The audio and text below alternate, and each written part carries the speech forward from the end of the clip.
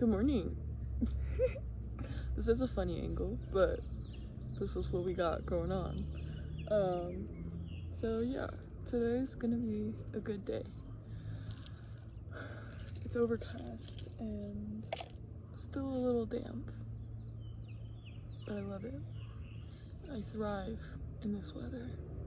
I thrive in this existence. I thrive in challenge and I thrive in rest.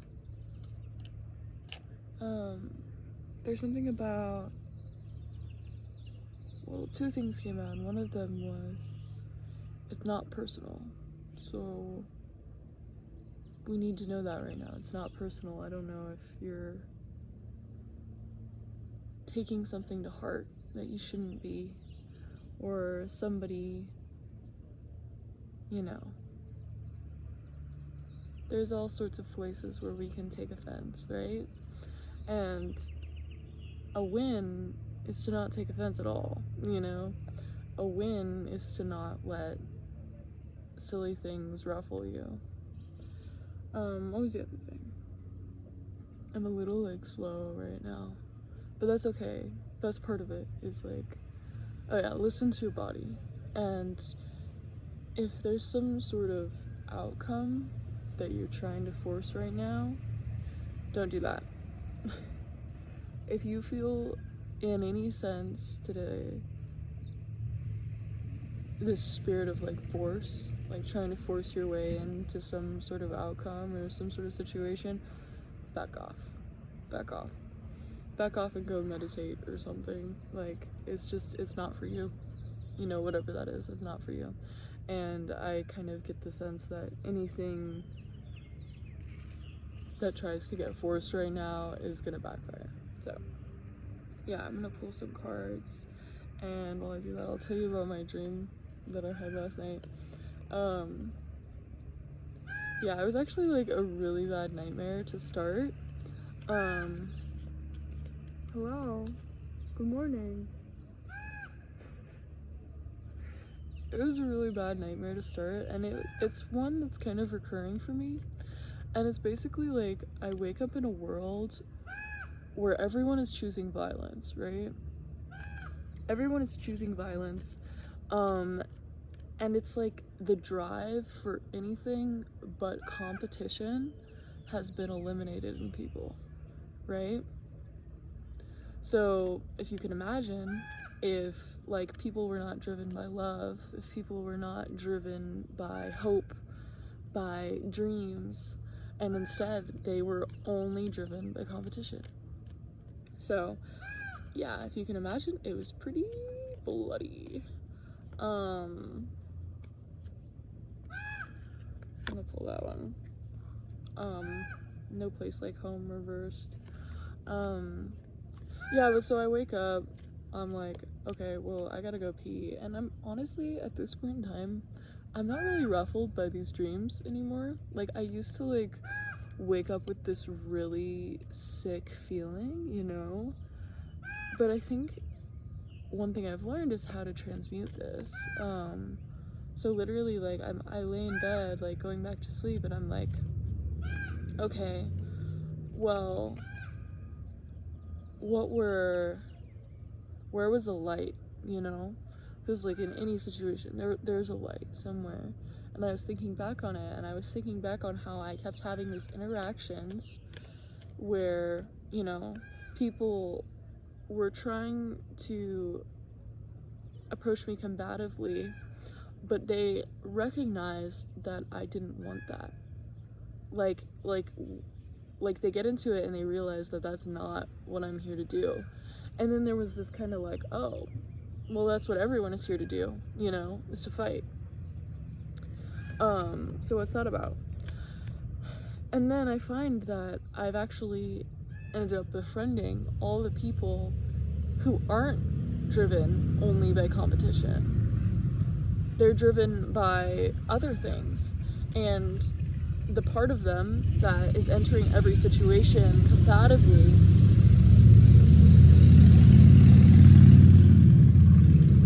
was trained, was conditioned, You know, they were conditioned to be that way by existing in this world where that's just how everybody approaches every situation.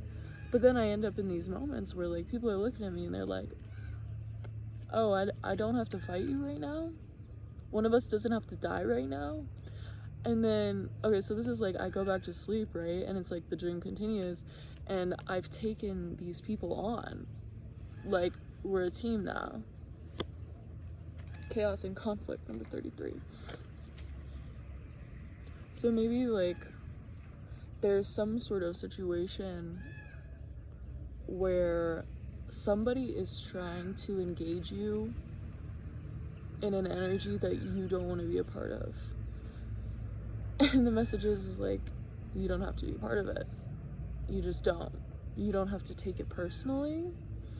You could excuse yourself. There's all sorts of ways that you can handle a situation gracefully and according to your values. So don't feel like you're like trapped, like you have to engage combatively because that's what everyone else is doing. You don't have to be in competition with everybody just because everybody wants to be in competition with you. Does that make sense? So anyway, we're getting the gang back together. And I don't know what happened in the rest of that dream, but I do remember that, like, you know, like, people want to take advantage of kindness. There's people that do. That's just the truth of the world. I'm feeling very, like, sticky, like, it's humid. But, like, the cards are, like, kind of, like, sticking. No place like home. I think there must have been, like, some sort of something that happened recently that disrupted your sense of, like, self and, like, home in your body. 'Cause that came out reversed. So the work is to unreverse that. The work is to find what it feels like to be at home in your body, and to not base your value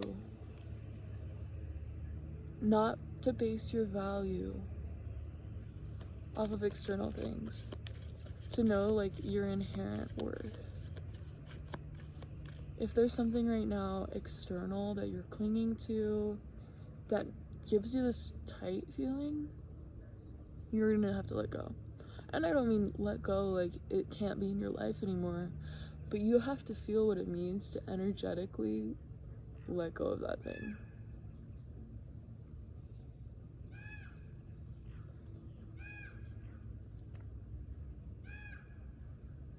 I literally just woke up like 10 minutes ago, so.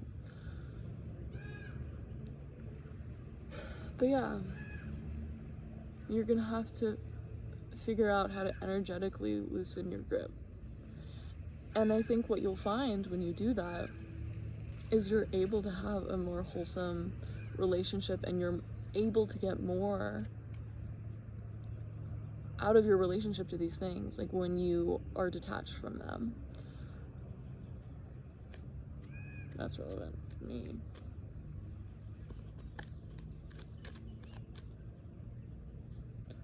But yeah, my dream continued on. Like, I woke up like several times. Gross. Just grabbed a mosquito out of the air. I woke up several times, and every time I went back to bed, it was another dream. Like, I remember at one point it was like, this guy was like on the Brazil like field, like he's on a soccer field, and he was like this kind of older guy, like this 50-year-old. He was like decked out like head to toe in like Brazil gear, right? Big fan. He's like one of those guys that's like got the jorts, and like he's just kind of jingling. Like there's just like things like hanging off of him. He's just jingling, you know? Lanyards and shit. Observer. And he's just like kicking field goals, And there's like maybe like another kid on the pitch, but there's like an announcer and everything, like announcing his every move, and this guy is just like screaming, like whooping, you know, like he's obviously having the time of his life, and he's living in some sort of fantasy where he's like, you know, Ronaldo or something. Like he's just like, he's killing it, right? And he's like jangling the whole time, you know, and it was kind of like humorous to watch, but he was having a grand old time, right? He was having a grand old time.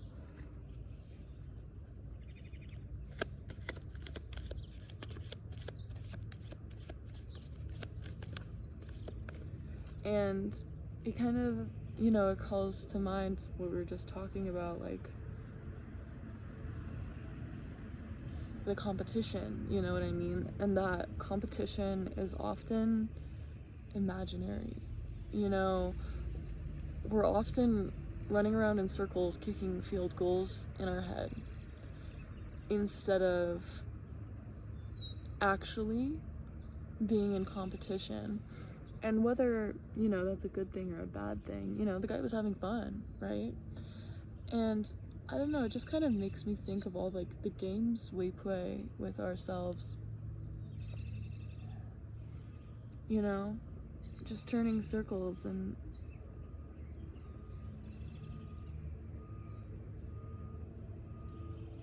there isn't ultimately any point to any of this beyond our own satisfaction, beyond our own drive. So if you feel driven to competition, I'm not trying to tell you that's a bad thing. I think that right now is the time when we need to be recognizing the illusions that are all around us, and competition is one of them. Especially when, like, you think about how everyone has lived a very different life. And, like, we have this illusion of being able to know a person. But do we really? You know? Could it be that different to be another human being on the face of this planet? Maybe so.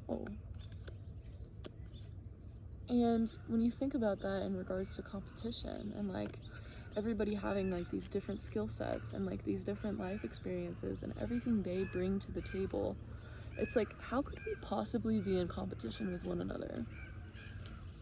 You know? I got the yin card, which, you know, like I said, don't try to force anything right now. Don't try to force any sort of outcome right now.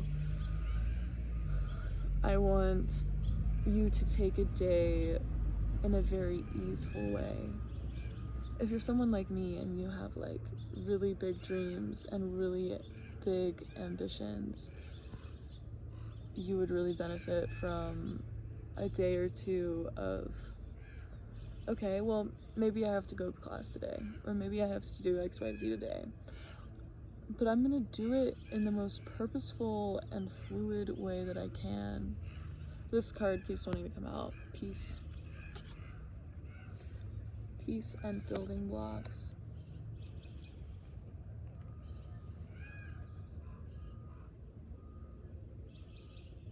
You need to loosen your grip though.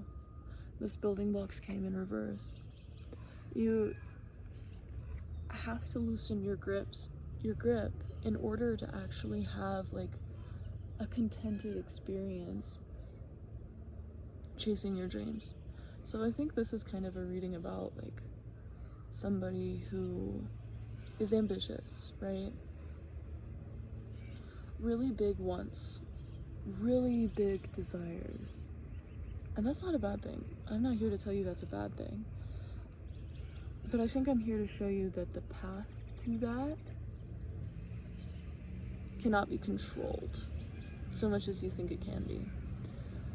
Our ego likes to tell us, like, this might be really hard for somebody to hear, but our ego likes to tell us that if we just do XYZ, if we're just strong enough, if we're just brave enough, if we're just talented enough, if we're just XYZ enough,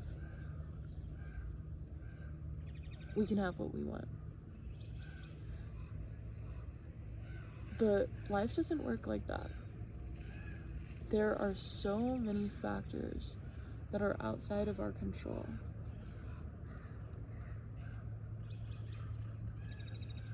There are so many twists and turns in a life. And if you hold so tightly to one outcome that you've envisioned in your mind, you miss out on the experiences that destiny has planned for you.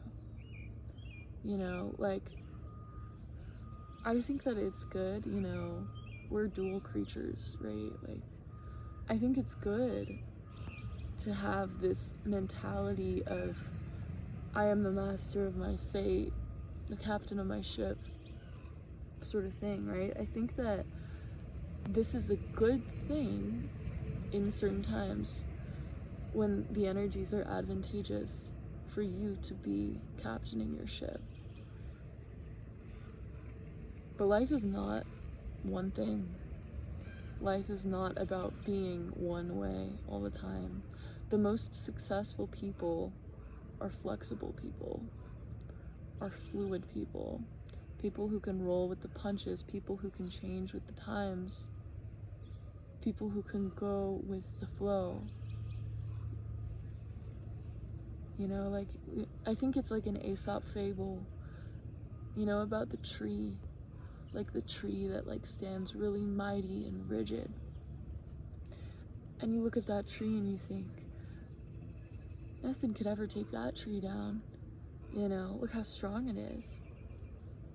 But because it is so rigid, the right windstorm just blows it down. And would you say that a blade of grass is stronger than that tree?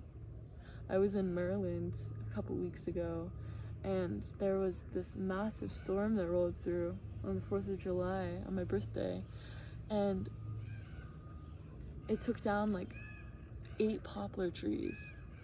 And I remember my partner telling me that it's because their root systems are so shallow. Their root systems are so shallow and they grow so tall and straight. They don't stand a chance against a heavy windstorm, right? And then you look at a willow tree or a blade of grass, right? Surely that isn't stronger than this mighty poplar. Hey!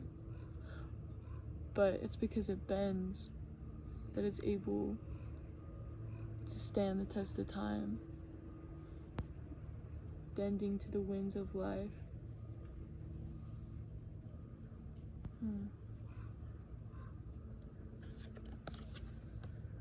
Observer.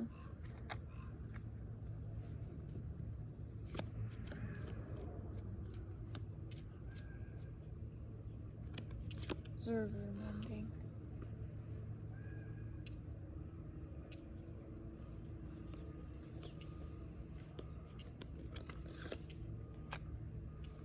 Observer, mending, and thinker.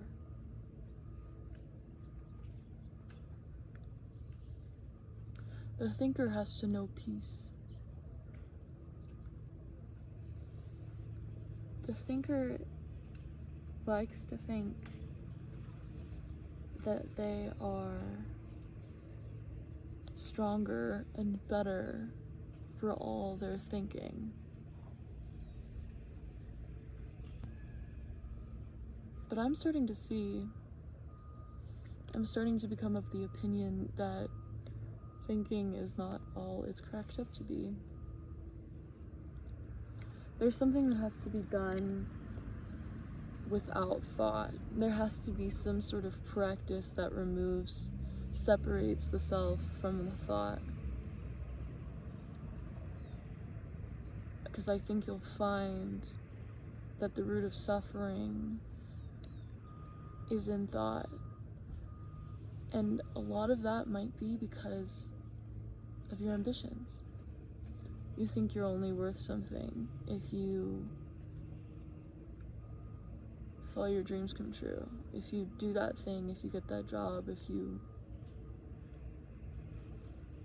what do you want, you know?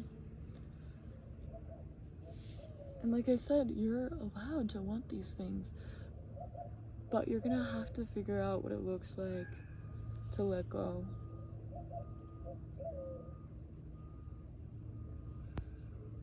I was in a bus last night in my dream.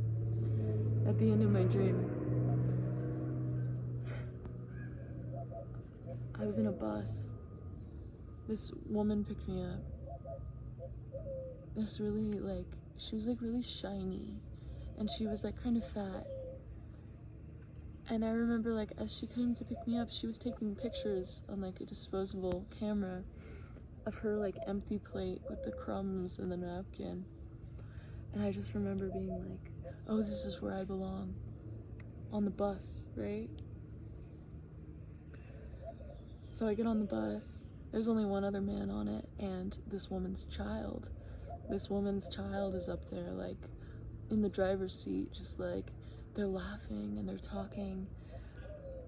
And the song that's playing on the radio is DJ's got us falling in love again, love again. 'Cause baby tonight, DJ's got us falling in love again. And I just remember this, where everybody on the bus has their hands up like this. And I remember it was just this really pure feeling.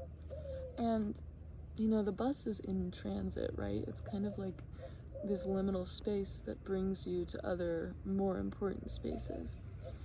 But I remember when I was a kid, and even now, anytime I'm on a bus or a train or a plane, that feels like the event. That feels like this fully present moment where, the possibility exists, right? We're going somewhere. We just are. And I think that's why this space, the bus or the train or whatever, is so valuable and beautiful to me, is because it is a known fact that we are going somewhere, right? Whether we're gonna make it there on time, whether we're gonna make it to the place we wanna go, we're going somewhere. But if you're able to enjoy that journey to somewhere, you won. You can let go of the idea of am I gonna make it? Am I gonna make it? You're going somewhere. Maybe you die. Maybe you don't end up actually getting there. But if everything works out as it should, you're gonna make it there. So why worry about it? Whether you make it there or you don't, what does it matter? I don't know. I think that I'm just trying to show you you need to loosen your grip. You need to loosen your grip, ambitious weirdo. And be an ambitious weirdo, But now is not the time. Now is not the time to be forcing and beating yourself up and having a shitty time on the journey because you can't let go of whether you're gonna make it to the end or not. That's silly. Treasure Island. Treasure Island is on the other side of this. Look at him. Look at this turtle. Look how the Treasure Island is in motion. How it's a moving target. Interesting. Yeah, so you need to let go. And you need to find peace within yourself. You need to find what home feels like. You need to remember that. You need to go back to something that makes you feel like you, and not the you that clings, not the you that is tight and desperate, the you that flows and sings or dances, whatever it is that you do. You know, you need to find that version of you again, the childlike version that was able to dream but was content to just be sitting on the bus listening to the radio. You don't even have control over what's happening on the radio. You don't have control over that. You can change the channel, you can change the frequency.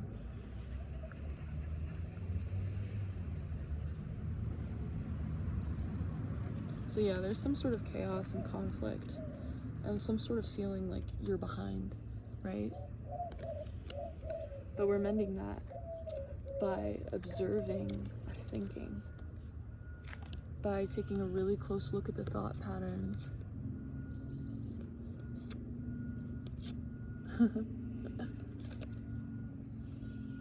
Taking a really close look at the thought patterns that control us, that control our daily lives, and put us in suffering. So yeah, meditate, go for a walk, create something, but do it in flow, not in force. And you're gonna be okay. And the time is gonna come again for you to be a badass that makes things happen, but it's not right now. So yeah, that's it. I love you. Take care of yourself. And, you know, find that place of home. That's your call to action. All right, later on, God's perfect creation.